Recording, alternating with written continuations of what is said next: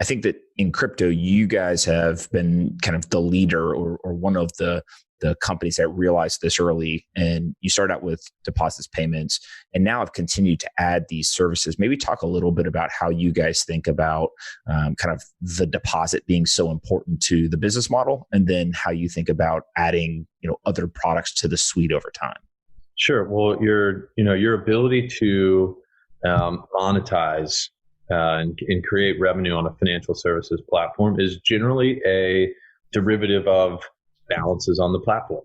So if you have more customers who are holding more assets on your platform, then you have a better chance of being able to make money off of those assets. So it's kind of it's always a game about getting balances and then figuring out ways to monetize those balances, which intersects with enabling your customers to do more things with them or launching more products.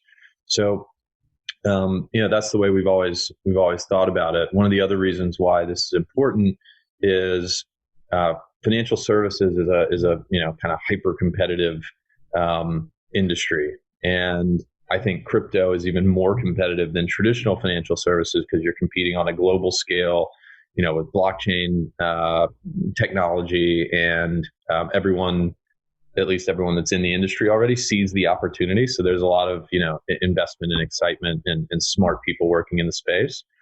And so we believed from really early on that a core part of our strategy has to be constantly releasing new products that add value for our clients, so that one, you can add monetization into the platform from these balances that should be growing, but two, you can create stickiness with folks. So we've kind of thought about the end goal for us in terms of the client relationship that we want to have as being the equivalent to when someone gets a mailer, and this probably happens to you, I know it happens to me all the time, from a bank, and they're like, hey, we'll give you $200 to open up a new checking account.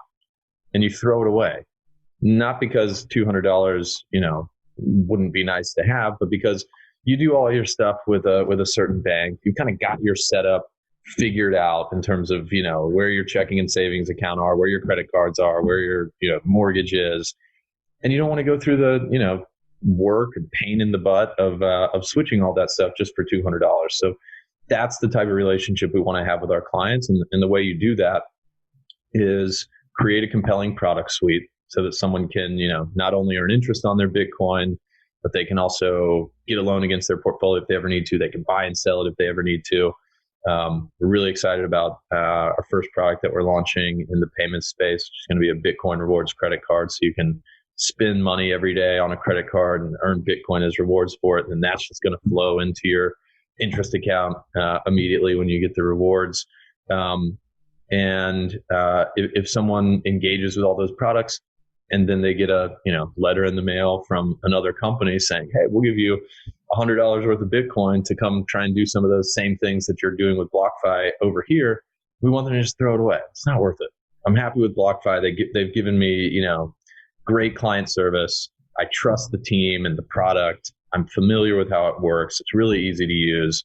That's the end goal for us.